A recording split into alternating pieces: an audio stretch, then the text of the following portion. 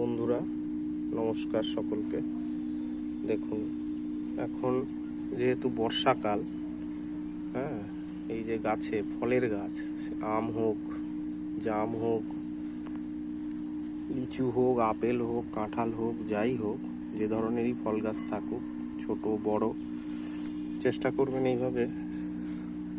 এই যে এই উপাদানটা কি আছে আমি পরে বলছি। এইভাবে গাছগুলোকে সুন্দর করে ব্রাশ দিয়ে এই ওষুধটা লাগিয়ে দিতে। কেন, কি কারণে ওষুধ আমরা লাগাবো সেটা আমি বলছি, বাট এগুলো অবশ্যই করবেন। এতে গাছ সুস্থ থাকবে, গাছে ফাঙ্গাল জাতীয় অ্যাটাক খুব কম হবে, খুব কম হবে।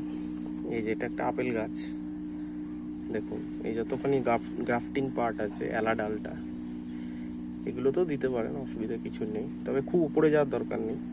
এই এই নিয়ে ব্রাশে করে এইভাবে মেরে দিন।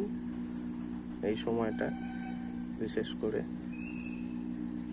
এটা ব্লু কপার দিচ্ছি আমি, সঙ্গে একটু আঠা আছে, স্টিকার, সিলিকন বেস এবং একটু জল।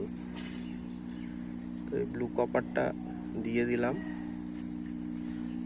গাছগুলো যেগুলো শুকিয়ে যাবে, হালকা রোদে দেবেন, তাতে তাড়াতাড়ি টেনে যাবে, শুকিয়ে যাবে। একবার শুকিয়ে গেলে এ মোটামুটি মাস দেড়েক থেকে যাবে, বৃষ্টি হলেও আস্তে আস্তে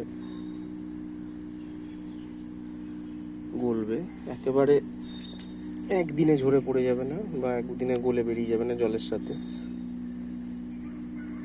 এটা খেয়াল রাখবেন। ভালোভাবে করে দেবেন, হালকা পাতলা করে নয়, একটু ঘন করে করতে হবে। ব্লু কপার, ব্লাইটক্স থাকলে ব্লাইটক্স দিতে পারেন, আমি ব্লু কপার দিচ্ছি, আমার কাছে এটা রয়েছে। এইভাবে সব গাছগুলো সুন্দরভাবে এমন করে দেবেন। এতে এই যে আমি দেখাচ্ছি,